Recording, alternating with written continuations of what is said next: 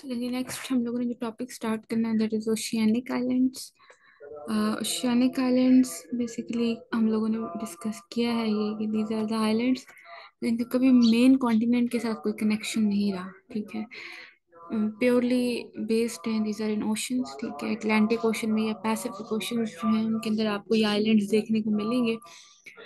अगर इनकी ओरिजिन की हम बात करें तो इनका डिफरेंट ओरिजिन हो सकते हैं। दे में भी वोल्केनिक, ठीक है, दे में भी बिल्डअप ऑफ कोरल रीफ्स, या फिर इन दोनों का कम्बिनेशन हो सकते हैं। ठीक है, वोल्केनिक ओरिजिन की अगर हम बात करें तो वोल्केनिक ओरिजिन हम लोगों ने पढ़ा था कन्वर्जेंट बाउंड्रीज के अंदर। ठीक है, उसके अंदर हम लोगों ने देखा था कि जब दो प्लेट्स जो हैं, दो टेक्टोनिक प्लेट्स सबडक्ट करती हैं तो आपके पास वहां पे फॉर्मेशन होती है डिफरेंट रिजेस की। ठीक है, और वो जो रिजेस बनती है अल्टीमेटली द फॉर्म वोल्केनोज। उसमें हम लोगों ने यही कहा था कि जब कोई भी कॉन्टिनेंटल प्लेट जो है वो सबडक्ट कर रही है अंडर द ओशियानिक प्लेट, तो वहां पे जाके उसका जो कॉन्टिनेंटल प्लेट की क्रस्ट होगी दैट विल मेल्ट आउट। ठीक है, और वो मेल्टिंग लावा जो है that will erupt on the surface, और फिर वहां पे आपके पास डिफरेंट जियोलॉजिकल फीचर्स बनते हैं। ठीक है, जो कि बेसिकली आइलैंड्स हैं, तो वो आपके पास ओशियानिक आइलैंड्स बना सकते हैं।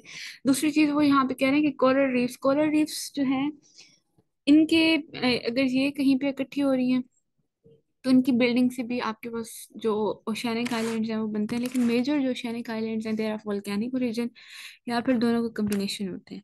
फीचर्स की अगर हम बात करें तो ओशियानिक आइलैंड्स के पास वेजिटेशन और जो फौना है, मतलब फौना और फ्लोरा दोनों जो हैं these tend to be sparse. Mammals, amphibians वगैरह वहाँ पे मिलेंगे, लेकिन ये है कि बहुत कम मिलेंगे। ठीक है, फ्रेश वाटर फिशेस जो हैं these are totally absent.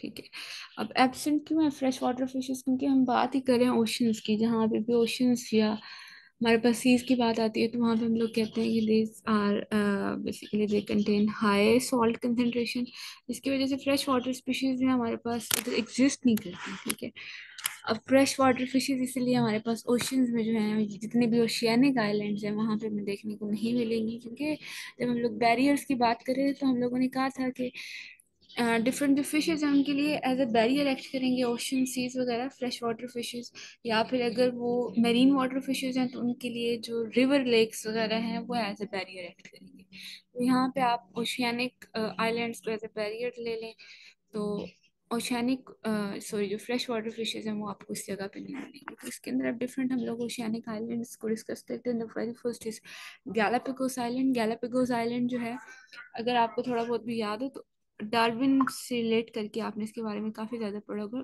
Darwin ने गैलापागोस फिंचेस पे काफ़ी काम किया था, वहाँ की स्पीशीज़, वहाँ पे एडेप्टिव रेडिएशन के बारे में उसने डिस्कशन की थी काफ़ी ज़्यादा।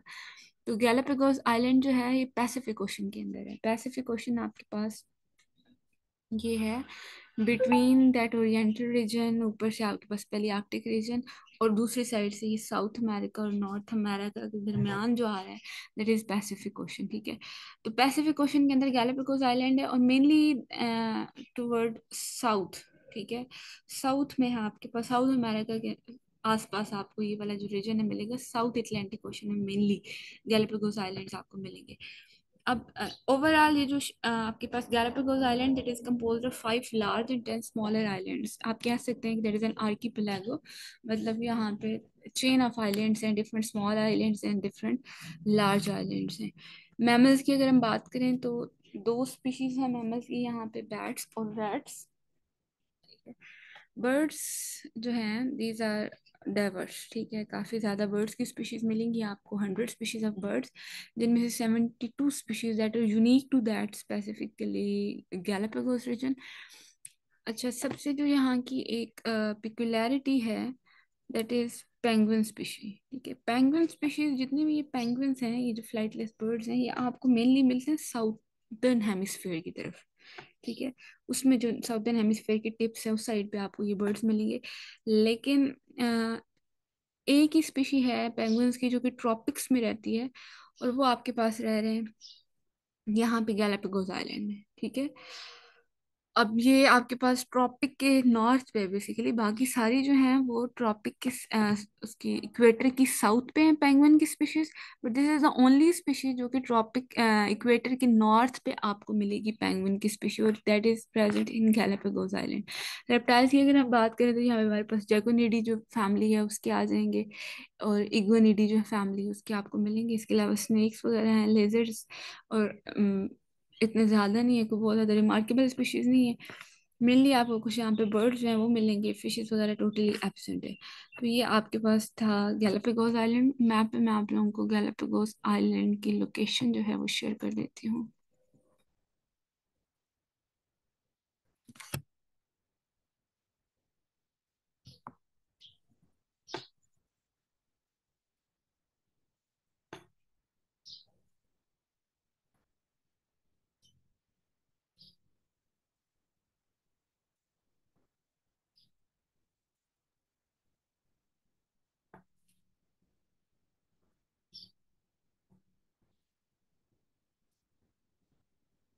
गैलापागोस आइलैंड जो है ये आपको एक्वाडोर, जो साउथ अमेरिका का रीजन है, एक साउथ अमेरिका का पार्ट है, वहां पे मिलेंगे आपको। उसकी जो ईस्ट कोस्ट है उस साइड पे एक्वाडोर जो है वहाँ पे बड़ा रिच फाना है। हम लोगों ने क्लास में भी चीज़ डिस्कस की थी, क्योंकि एक साइड पे उसको ब्राज़ील रिवर जो है, अमेजोन रिवर जो है वो कवर कर रहा है, ठीक है, ब्राज़ील वाला सारा वो जो वहाँ पे रेन फॉरेस्ट वगैरह है। दूसरी बात है ये ट्रॉपिकल एरिया है, और ट्रॉपिकल एरियाज के अंदर बायोडाइवर्सिटी बहुत ज़्यादा होती है। तो ये अप्रॉक्सीमेटली इसे 600 माइल्स जो है that is distant from Ecuador. तो ये गैलापागोस आइलैंड अगर आपको यहाँ पे डाउनलोड नहीं हो रहा है मैप पे, अगर आप लोग देखें तो ये आपके पास दैट इज एक्वाडोर, और ये आपके पास एक्वाडोर की इस साइड पे जो है गैलापागोस आइलैंड जो है वो आपको देखने को मिलेंगे। सेम लाइक वाइज आप यहाँ पे भी इनको देख सकते हैं, ये आपको यहाँ पे नजर आ रहे हैं, ठीक है। Coming back to the lecture, यहाँ पे हम लोगों ने गैलापागोस आइलैंड, ये इसकी लोकेशन उन्होंने बताई हुई है। The Galapagos island lie in the Pacific Ocean about 600 miles from the coast of Ecuador. यहाँ पे स्पेलिंग मिस्टेक है, एक्वाडोर जो है उसे 600 माइल्स, वो भी मैंने आपको मैप में दिखाया है। तो ये आपके पास that was the first oceanic island. उसके बाद सेकंड आपके पास जो ओशियनिक आइलैंड है that is Krakatoa oceanic island. अच्छा, that is a destructive, basically destructive island, बड़ी ही डिस्ट्रक्शंस हुई हैं इसकी वजह से। वो मैं आपको दिखा देती हूँ कि किस तरह की डिस्ट्रक्शंस थी। That is a group of 3 islands which lie in Sunda straight. यहाँ पे भी स्पेलिंग मिस्टेक है, that is not Sundara, that is Sunda straight. Sumatra और जावा के दरमियान है, ठीक है। ये नीचे आपको साउदर्न हेमिस्फेयर में नजर आएगी ये वाली स्ट्रेट। स्ट्रेट हम लोगों ने पहले भी डिस्कस की थी कि स्ट्रेट आपके पास होती है, दैट इज अ चैनल जो कि दो सीज को, दो ओशंस को आपस में कनेक्ट कर रहा होता है, ठीक है। जिस तरह आप लोगों ने देखा था इधर इसके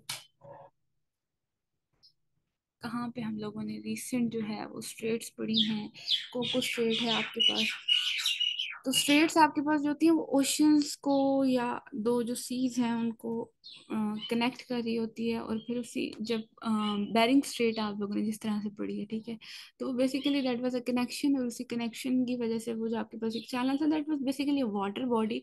और फिर वो वाटर बॉडी जो है ग्लेशिएशन में वहाँ पे आइस एज में जब ग्लेशिएशन हुई तो basically that acted as a dispersal route for different animals. तो ये आप लोगों के पास स्ट्रेट के ऊपर ये 3 आइलैंड्स हैं, कराकातू आइलैंड्स, ठीक है। और ये स्ट्रेट जो है that is between Sumatra and जावा।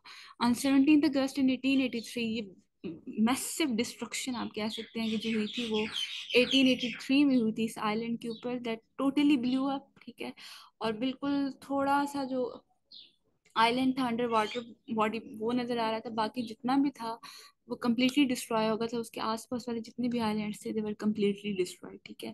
बहुत बड़ी वॉल्केनिक इरप्शन हुई थी, और वॉल्केनिक इरप्शंस जो हैं वो basically these even result into tsunamis, ठीक है। सुनामीज आपके पास क्या होती हैं, वाटर बॉडी में जो वेव्स प्रोड्यूस होती हैं, बहुत मैसिव वेव प्रोड्यूस होती हैं, बहुत ज़्यादा प्रेशर वाली वेव्स होती हैं। तो और सुनामीज जो हैं वो जब भी चलती हैं अल्टीमेटली कॉज मैनी डेथ्स, ठीक है। तो इस ये जो यहाँ पे वॉल्केनिक इरप्शन हुई थी उसकी वजह से सुनामीज वगैरह चली थी, बहुत ज़्यादा डेथ्स हुई थी, बहुत मैसिव डिस्ट्रक्शन हुई थी। रिसेंटली जो है एक दफ़ा फिर ये आइलैंड जो है इसने इरप्ट किया है, अप्रैल में 2020 में, ठीक है। ये जब कोरोना का सीजन चल रहा था तब की बात है, तब इसने इरप्ट किया था, लेकिन वो इतनी कोई मैसिव इरप्शन नहीं थी। मैसिव इरप्शन इसकी थी 1883 में, बिल्कुल ये ब्लैंक रह गया था इसके अंदर से, जितना भी लावा था दैट वाज टोटली इरप्टेड, और उसकी वजह से बहुत ज़्यादा डिस्ट्रक्शन हुई थी। इसकी डिस्ट्रक्शन की मैं डिफरेंट पिक्चर्स कोशिश करती हूँ आपको दिखाऊं।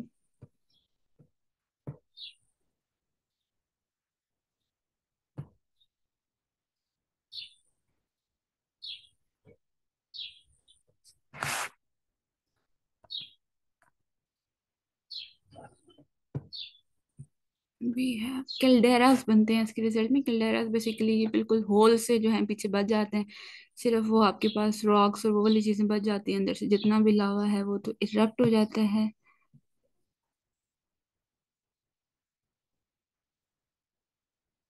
ये देखिए, ये आपके पास है वोल्केनिक इरप्शन जो कि स्केरा केतो आइलैंड में हुई थी, दैट वाज एक्टिव इरप्शन। ये आपको नजर आ रही है यहाँ पे,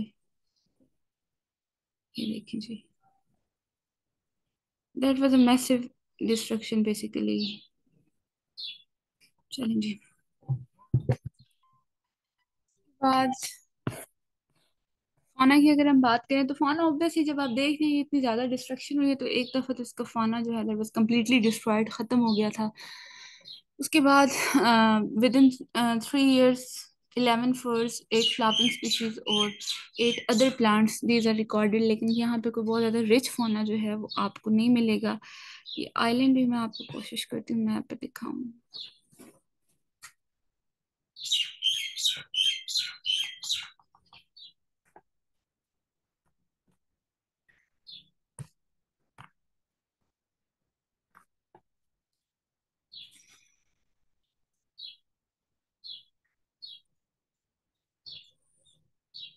ये आपके पास वो सुंदा स्ट्रेट है, ये जो पिक्चर में ओपन कर रही हूँ।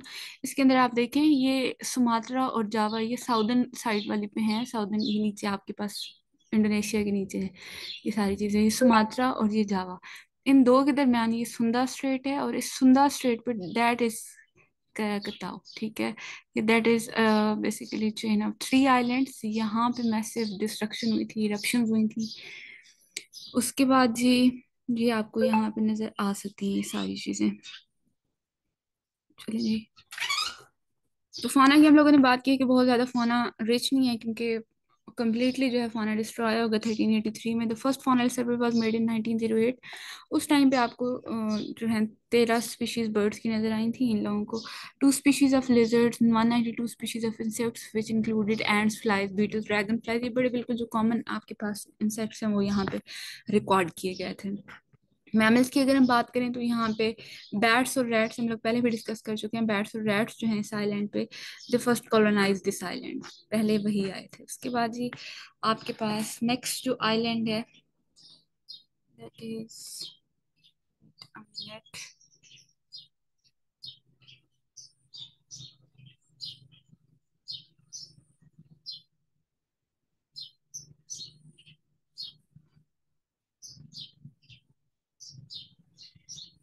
चलें जी, जी नेक्स्ट आपके पास जो शैनिक आइलैंड है that is Saint Helena island, ठीक है। Saint Helena island that is volcanic island, completely volcanic है, मतलब वॉल्केनिक इरप्शन जो कन्वर्जेंट बाउंड्रीज के रिजल्ट में आपके पास आइलैंड बना है, that lies in the deep water और साउथ अटलांटिक ओशन में। अटलांटिक ओशन की अगर आप बात करें तो वो आपको ये अफ्रीका, पेलियार्कटिक रीजन एंड इस साइड से आपको north America, south America, near tropical non Arctic region, इनके दरमियान आपको अटलांटिक ओशन मिलता है। तो अटलांटिक ओशन का जो साउथ है उसके अंदर आपको ये सेंट हेलिना आइलैंड मिलेगा।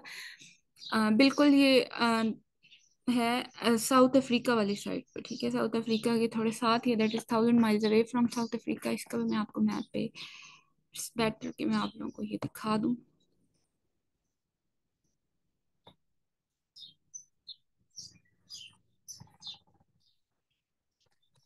Saint Helena,